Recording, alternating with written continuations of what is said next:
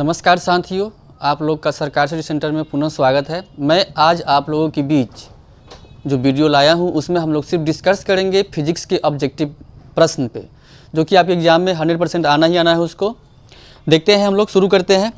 पहला प्रश्न है हम लोगों के समक्ष कि दाढ़ी बनाने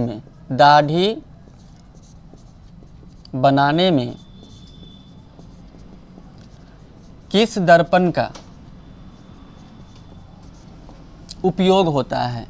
किस दर्पण का उपयोग किया जाता है या होता है? मेरा आंसर होगा अवतल, क्योंकि इसमें बड़ा प्रतिबिंब बनता है। दाढ़ी बनाने में किस दर्पण का प्रयोग किया जाता है या उपयोग किया जाता है, तो उसका आंसर हो जाएगा अवतल। उसके बाद दूसरा प्रश्न है, गोलीय दर्पण की वक्रता त्रिज्या, गोलीय दर्पण है उसकी अगर वक्रता त्रिज्या मेरे पास दे रखा है 40 सेंटीमीटर और हमसे f पूछ रहा है, f बराबर क्या होगा? अगर फोकस निकालने के लिए पूछेगा तो हम लोग क्या करेंगे, f बराबर होता है r/2। सेंटीमीटर में है तो हम सेंटीमीटर लगा देंगे यहाँ पर। f इक्वल टू हो जाएगा मेरा 40/2 सेंटीमीटर। तो f का जो वैल्यू आएगा हमारे पास 20 सेंटीमीटर आ जाएगा। मतलब अगर वक्रता त्रिज्या दिया हो, इसको हम c भी बोल सकते हैं, c भी बोलते हैं। अगर वक्रता त्रिज्या दिया हो, हमसे f पूछे तो हम लोग क्या करेंगे, सूत्र पर बैठा देंगे। f बराबर r/2 होता है। अगर f का वैल्यू दिया हो, सपोज मान लेते हैं कि f का वैल्यू अगर 20 सेंटीमीटर दिया हो, अगर हमसे वक्रता त्रिज्या पूछे मतलब r पूछे तो यहाँ पर 2f हो जाएगा। मतलब 2 × 20 सेंटीमीटर बराबर 40 सेंटीमीटर। अर्थात अगर r दिया हो, f पूछेगा तो उसका आधा कर देंगे। अगर f दिया हो, r पूछेगा तो उसका हम 2 गुना कर देंगे। तीसरा प्रश्न है, प्रकाश के परावर्तन के कितने नियम होते हैं? प्रकाश के परावर्तन के कितने नियम होते हैं? तो जनरली सभी बच्चे जो हैं इस बात को जानते हैं कि प्रकाश के परावर्तन के 2 नियम होते हैं और प्रकाश के अपवर्तन का भी 2 नियम होता है। अब हम लोग के बीच जो क्वेश्चन है, मानव नेत्र जिस भाग पर प्रतिबिंब बनाते हैं, प्रश्न को देखेंगे हम लोग। मानव नेत्र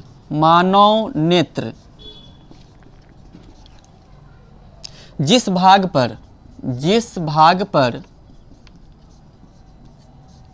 प्रतिबिंब बनाते हैं उसको हम क्या कहेंगे? तो आप इसमें कंफ्यूज मत होइएगा। इसको जो है दृष्टिपटल या हम रेटिना भी बोल सकते हैं। अगर इसमें क्या होता है कि कुछ बच्चा जो है दृष्टिपटल को याद कर लेता है, अगर एग्जाम में रेटिना आ जाता है तो इसमें जो है कंफ्यूज हो जाता है कि मैंने तो भाई दृष्टिपटल पढ़ा है, रेटिना होगा ही नहीं या हो भी सकता है। इसलिए आप दोनों नाम को याद रखिएगा कि दृष्टिपटल भी हो सकता है और रेटिना भी, दोनों नाम हो सकता है, दोनों आंसर हो सकता है। अब इसमें से कुछ ही पूछेगा, दोनों में से देख लीजिए कि मतलब क्या पूछा है, उसको आप टिक कर देंगे। छठा क्वेश्चन है, निकट दृष्टि दोष का उपचार कैसे किया जाता है?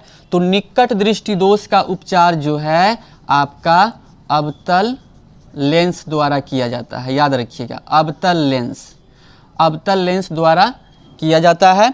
और दूरदृष्टि दोष का उत्तल, दूरदृष्टि दोष अगर पूछे आपसे, अगर आपसे दूरदृष्टि दोष पूछे तो इसका उपचार जो है उत्तल लेंस के द्वारा किया जाता है। एक होता है जरा दृष्टि दोष। जरा दृष्टि दोष अगर पूछता है कि इसका उपचार कैसे मतलब होता है, तो जरा दृष्टि दोष का उपचार जो है आपका बाइफोकल लेंस, इसको हम बोलेंगे बाइफोकल लेंस या द्विफोक्सी लेंस द्वारा भी इसका उपचार किया जाता है। ये हमारा 8 नंबर क्वेश्चन था। उसके बाद स्पष्ट दृष्टि की न्यूनतम दूरी क्या होती है? स्पष्ट दृष्टि जिससे मानव जो है एकदम स्पष्ट देख सकता है, क्लियरली देख सकता है, तो वो होता है आपका 25 सेंटीमीटर। अगर यही आपको मीटर में पूछ दे, ऑप्शन में अगर मीटर में रहेगा तो आप क्या कीजिएगा कि 0.25 मीटर दीजिएगा। जैसे मान लेते हैं कि अगर सेंटीमीटर में है मेरा 25 सेंटीमीटर है, तो अगर हम इसको मीटर में करेंगे तो 25/100 करेंगे। इसको हम 1 टाइम्स काटेंगे, इसको 4 टाइम्स, और 1 में जब हम 4 से डिवाइड करेंगे तो मेरा 0.25 मीटर आएगा। अगर मीटर में पूछता है तो 0.25 मीटर होगा स्पष्ट देखने की न्यूनतम दूरी, और अगर सेंटीमीटर में पूछता है तो मेरा हो जाएगा 25 सेंटीमीटर। इस बात को एकदम कंसेप्ट के साथ दिमाग में रखना है। उसके बाद जो प्रश्न है 10 नंबर प्रश्न है, किस वर्ण का विचलन सबसे कम होता है?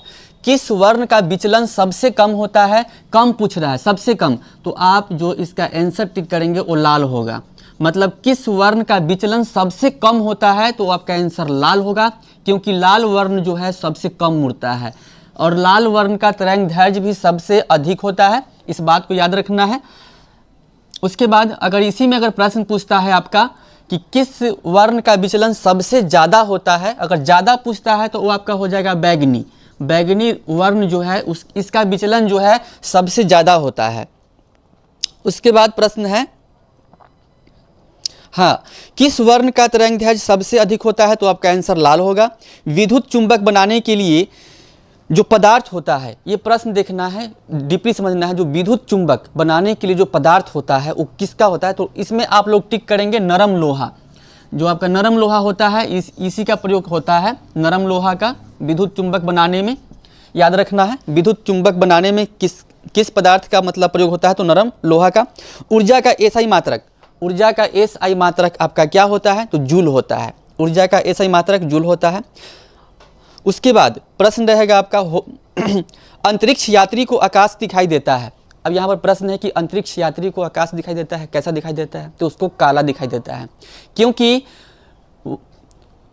ऊपर जो है, जब अंतरिक्ष यात्री वायुमंडल के ऊपर जाता है तो एक वायुमंडल के ऊपर जो है वहाँ पर उसको ऊपर कोई वायुमंडल है ही नहीं, इसलिए अंतरिक्ष यात्री को जो आकाश है काला दिखाई देता है।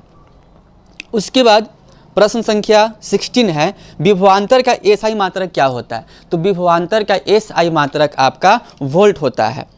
विद्युत शक्ति का एसआई मात्रक वाट होता है।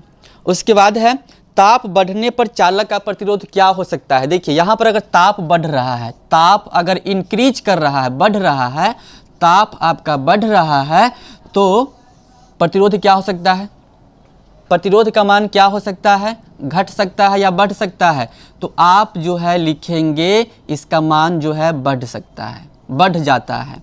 अगर ताप बढ़ रहा है तो प्रतिरोध भी क्या होगा, बढ़ जाएगा। प्रश्न कह रहा है कि ताप बढ़ने पर चालक का प्रतिरोध क्या होता है, तो बढ़ता है। उसके बाद है, 1 यूनिट विद्युत ऊर्जा का मान है। 1 यूनिट विद्युत ऊर्जा का मान कितना होता है, 1 यूनिट विद्युत ऊर्जा का मान कितना होता है, तो 3.6 गुने 10 पर पावर 6 जूल, यही होता है। आज हम लोग फिजिक्स का ऑब्जेक्टिव लेकर आए थे, और इसके बाद हम कल जो है इसी समय पे आप लोग के लिए केमिस्ट्री का ऑब्जेक्टिव लाऊंगा, ताकि आप लोग का पूरा ऑब्जेक्टिव जो है कवर हो सके अच्छे तरीके से, और आपका एग्ज़ाम जो है अच्छे तरीके से जा सके। आप लोग को वीडियो अच्छा लगे तो वीडियो को लाइक करें, चैनल को सब्सक्राइब करें। धन्यवाद।